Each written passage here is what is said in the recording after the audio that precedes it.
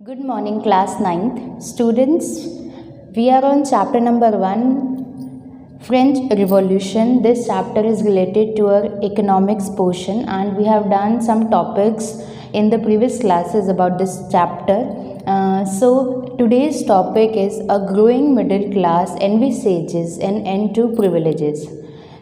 इस टॉपिक को पढ़ने से पहले हम लोग प्रीवियस क्लास का एक समरी डिस्कस करते हैं. The French society has been mainly divided into 3 parts. First estate, second estate, third estate.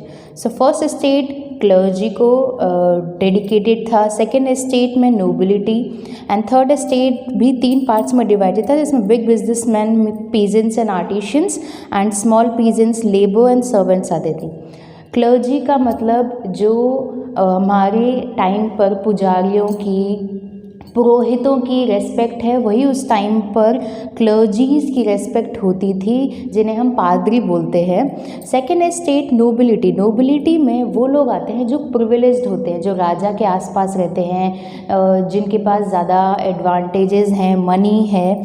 Third estate में 3 पार्ट्स हैं, बिग बिजनेसमैन, पीजेंट्स, वर्कर्स, ये सभी थर्ड एस्टेट में आते हैं. तो हम लोगों ने प्रीवियस क्लास में देखा था कि सिर्फ और सिर्फ थर्ड एस्टेट है जो टैक्स पे कर रहा है, and first estate and second estates को ये प्रिविलेज है कि वो टैक्स पे नहीं करते थे. सारा का सारा जो प्रेशर था वो आता था थर्ड एस्टेट के ऊपर, जिस वजह से इन पर बहुत ज़्यादा टैक्स देने का प्रेशर हो रहा था. वो पैसे दे नहीं पा रहे थे और इनमें फ्रस्ट्रेशन आ गया था, जिस वजह से इन लोगों ने क्या किया, इन लोगों ने, वर्कर्स, पीजेंट्स ने पार्टिसिपेट किया रिवोल्ट्स में कि सिर्फ और सिर्फ थर्ड एस्टेट ही पैसे दे रहे हैं, टैक्स भर रहे हैं, और उसका यूज़ पूरा फ्रांस सोसाइटी कर रहा है. इन दोनों ने कोई भी टैक्स पे नहीं किया, सिर्फ प्रिविलेजेस लिए जा रहे हैं.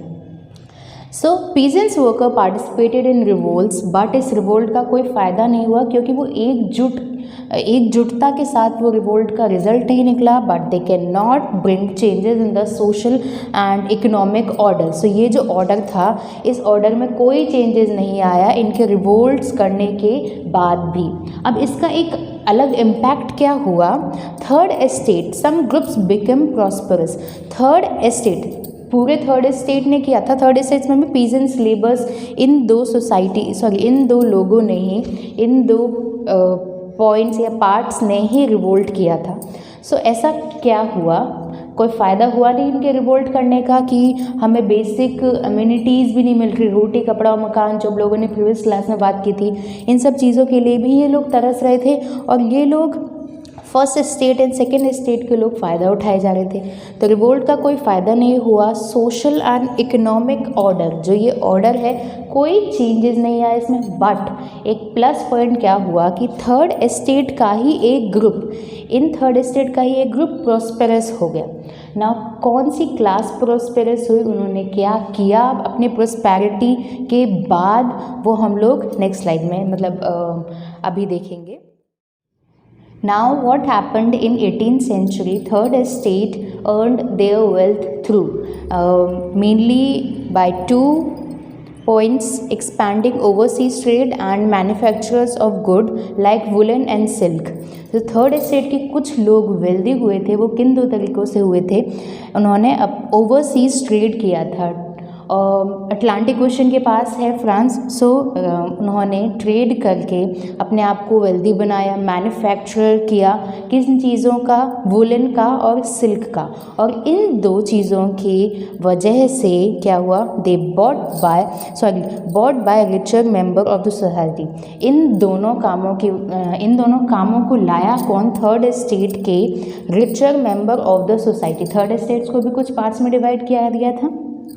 सो 18th सेंचुरी में क्या हुआ, थर्ड एस्टेट के कुछ लोग वेल्दी हो गए इन 2 तरीक़ों से, और ये 2 तरीक़े भी उस जो फ्रांस है उसको वेल्दी बनाने में बहुत ज़्यादा एम्पावर कर रहे थे, बहुत ज़्यादा रिस्पॉन्सिबल थे, ये 2 रीजन्स.